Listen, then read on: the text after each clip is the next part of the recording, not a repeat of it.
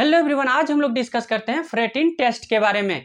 Ferritin क्या होता है, फेरेटिन लेवल अगर शरीर में घटने लगता है तो क्या क्या समस्या होने लगता है, इसके बाद फेरेटिन लेवल अगर बढ़ जाता है तो क्या समस्या हो सकता है, फेरेटिन लेवल अगर घटने पर हम लोग कौन कौन सा डाइट ले सकते हैं, ये सब के बारे में आज हम लोग डिटेल से जानेंगे। तो चलिए वीडियो को स्टार्ट करते हैं। सबसे पहले बात करते हैं हम लोग फेरेटिन क्या होता है।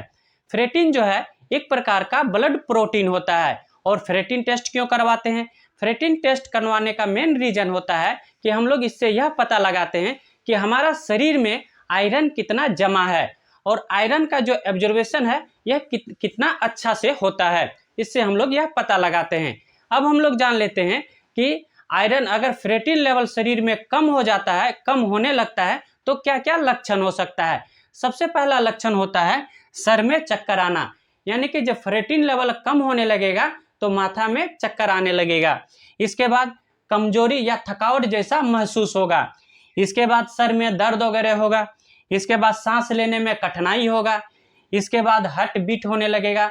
जो फेरेटिन लेवल कम होने पर हार्ट जो है वह धीरे धीरे तेज होने लगता है, हार्ट बीट जो है बढ़ने लगता है।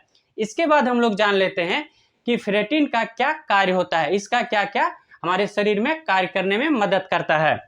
सबसे पहला इसका कार्य होता है ब्लड में ऑक्सीजन लेवल पहुंचाने में मदद करता है।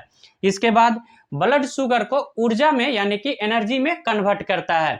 इसके बाद हमारे शरीर का जो इम्यून सिस्टम होता है उसको बूस्ट करता है, यानी कि मजबूती प्रदान करता है। इसके बाद हमारा स्किन, त्वचा हो गया, हमारा बाल हो गया, इसको स्वस्थ रखने में मदद करता है। इसके बाद हम लोग यह जान लेते हैं कि फेरेटिन लेवल किस किस बीमारी में बढ़ता है।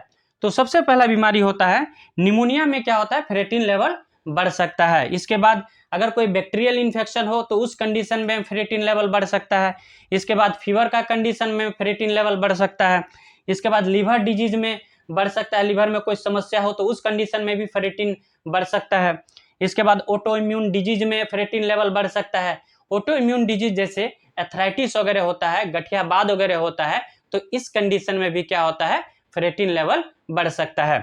अब हम लोग बात कर लेते हैं कि फेरेटिन लेवल का जो नॉर्मल वैल्यू है वह कितना होता है।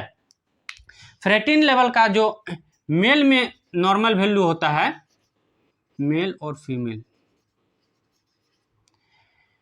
फेरेटिन का जो नॉर्मल वैल्यू होता है वह मेल में होता है 24 से लेकर 336 माइक्रोग्राम पर लीटर होता है। इसके बाद फीमेल में 11 से लेकर 307 माइक्रोग्राम पर लीटर इसका नॉर्मल वैल्यू होता है। फेरेटिन लेवल हमारे शरीर में इतना रहना चाहिए। इसके बाद अगर फेरेटिन लेवल घट रहा तो हम लोग कौन कौन सा डाइट ले सकते हैं फेरेटिन बढ़ाने के लिए। वेजिटेरियन में हम लोग पालक लेंगे, इसके बाद मेथी लेंगे, आलू लेंगे, मशरूम ले सकते हैं। इसके बाद नट्स में हम लोग क्या लेंगे, काजू, अखरोट, ये सब ले सकते हैं। इसके बाद फल में सेब ले सकते हैं, अंजीर ले सकते हैं, किशमिश ले सकते हैं, सूखा मेवा, ये सब लेने से क्या होता है, फेरेटिन लेवल बढ़ने का चांस रहता है। इसके बाद अगर बीज लेते हैं तो तिल का बीज लेते हैं, कद्दू का बीज लेते हैं। इसके बाद हम लोग तेल में जैतून का तेल लेते हैं। इसके बाद चॉकलेट में डार्क चॉकलेट का यूज करते हैं फेरेटिन लेवल बढ़ाने के लिए। इसके बाद जो नॉन वेजिटेरियन रहता है वह क्या ले सकता है, चिकन, अंडा, रेड मीट, इसके बाद सी फूड जैसे टूना वगैरह होता है, ये सब जो है लेने से फेरेटिन लेवल क्या होता है, बढ़ता है। ये सब डाइट लेने से फेरेटिन लेवल बढ़ने का चांस रहता है। अब हम लोग जान लेते हैं फेरेटिन लेवल बढ़ने पर शरीर में कौन कौन सा समस्या हो सकता है, कौन कौन सा प्रॉब्लम समस्या हो सकता है। सबसे पहला प्रॉब्लम होता है ज्वाइंट में पेन, जोड़ में दर्द होने लगता है। अगर फेरेटिन लेवल शरीर में बढ़ने लगेगा तो जोड़ में दर्द जैसा स्थिति होने लगेगा।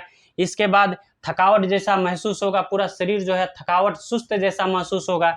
इसके बाद हार्ट में हमारा जो धड़कन होता है, हार्ट होता है, उसमें समस्या होने लगेगा। इसके बाद बालों का झड़ना, बाल टूटने लगेगा। इसके बाद पेट में दर्द जैसा स्थिति होने लगेगा। इसके बाद वजन, जो हमारा वजन होता है वह घटने लगता है, वेट लॉस होने लगता है।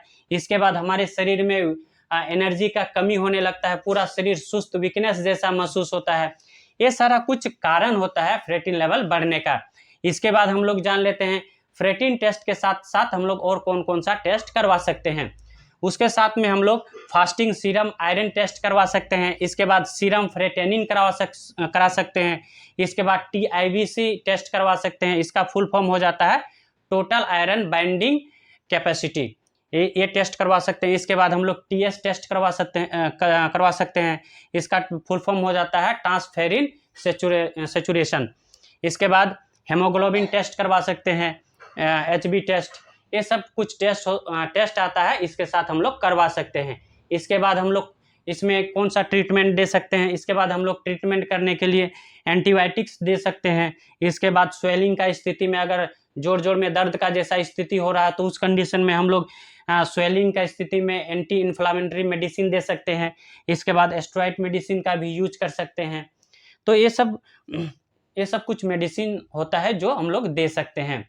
तो आई होप फेरेटिन टेस्ट आप लोग को समझ में आया होगा। अगर समझ में आए तो वीडियो को लाइक, सब्सक्राइब, कमेंट कर दीजिएगा। थैंक यू, धन्यवाद।